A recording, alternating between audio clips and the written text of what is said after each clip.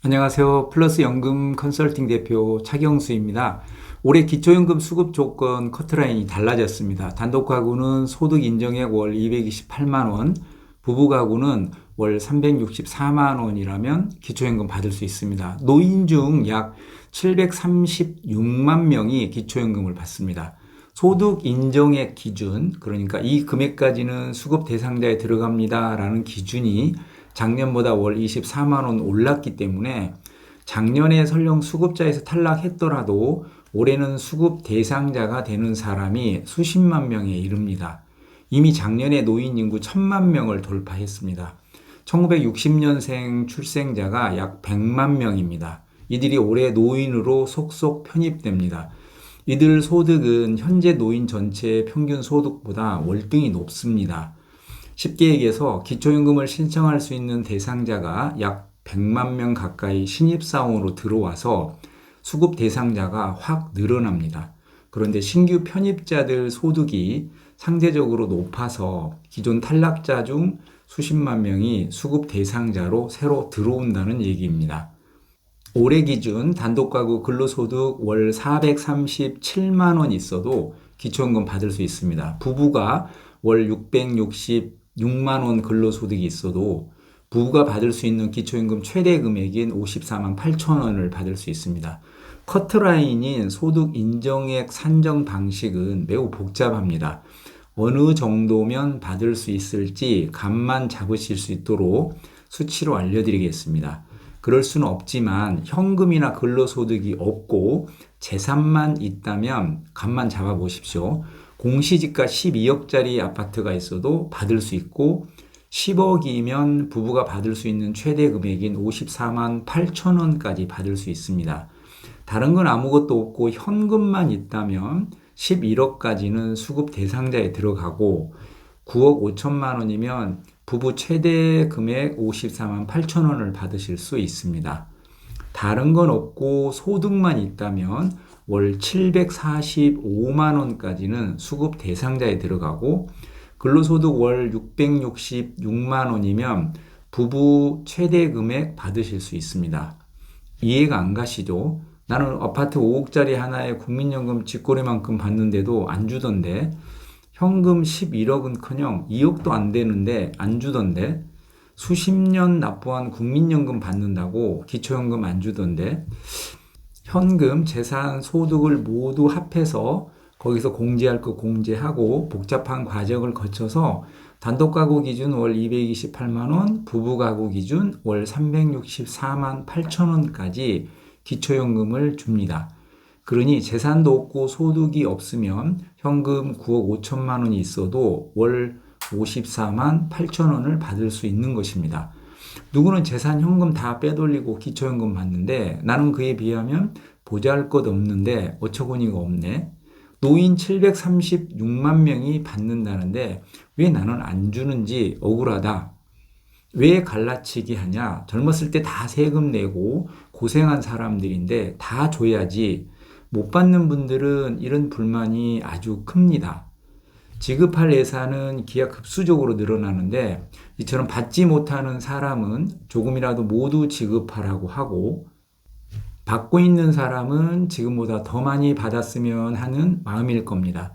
노후 준비를 못한 사람이 받을 수 있는 기초연금 액수가 점점 커지다 보니까 못 받는 사람들의 불만도 점점 커지는 것 같습니다. 월 54만 8천 원은 누군가에게 목숨과도 같은 소중한 연금입니다. 2024년 기초연금으로 지출한 돈이 24조입니다. 과거 10년 전에 비해 무려 3배 이상 늘었습니다. 국가와 지자체가 같이 부담하는데 지자체는 몸살을 앓고 있습니다. 이미 1년 전체 예산의 절반 이상이 기초연금으로 나가는 지자체도 있습니다. 아무리 노인표가 무서워도 이대로는 버틸 수 없을 겁니다. 현재 20세가 노인이 되면 전체 인구의 48%가 노인입니다. 그때 되면 약 2명 중 1명은 노인인 나라가 됩니다. 정년도 연장하고 국민연금 수급 나이, 노인 기준도 당연히 달라지겠죠.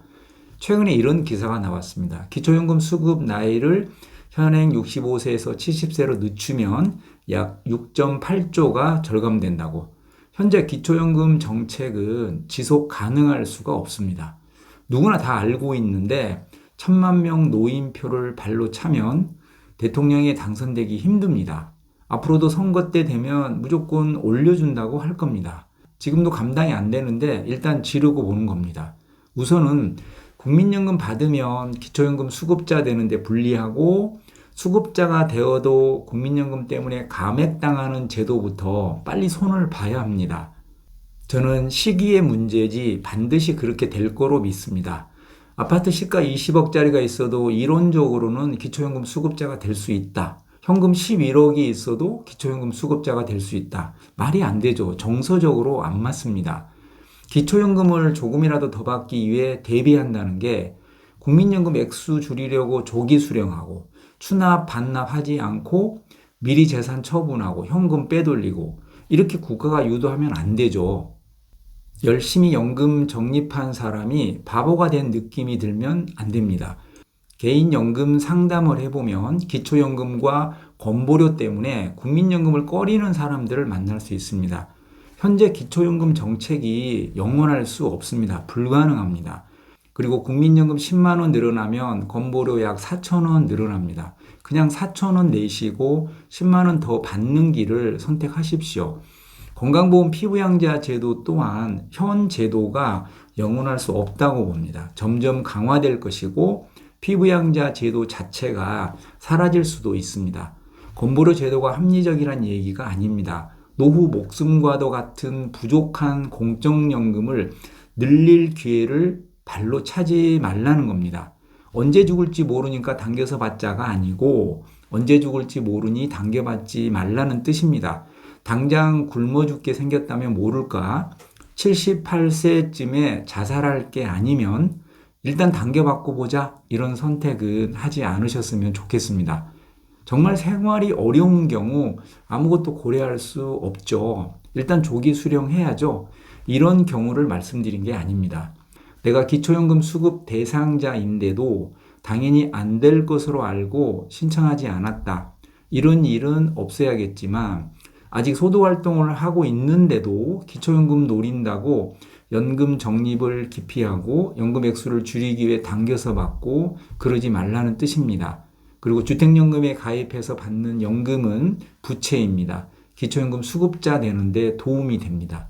이런 건 고려할 수 있죠.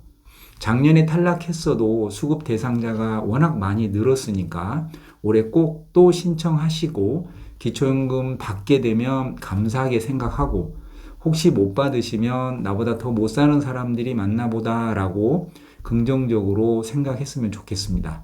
그리고 국가는 제발 기초연금 때문에 연금 준비를 꺼리게 하는 제도를 빨리 바꿨으면 하는 바람입니다. 연금이야기 최신판이 2월에 출간됩니다. 연금이야기 2는 구매하지 마십시오. 좋은 책으로 보답해 드리겠습니다. 더 좋은 정보로 찾아뵙겠습니다. 플러스 연금 컨설팅 차경수 대표였습니다. 감사합니다.